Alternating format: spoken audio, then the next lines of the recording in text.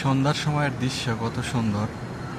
দেখেন সামনে একটি ট্রাফিক মোড়, সিগন্যাল পড়ছে যার কারণে গাড়িগুলা গিয়ে দাঁড়িয়ে যাচ্ছে। আর এই সৌদি আরবে এমন সিস্টেম যে ট্রাফিক মোড়ে কোনো ট্রাফিক পুলিশ থাকে না, অথচ ট্রাফিক সিগন্যাল কেউ অমান্য করতে পারে না।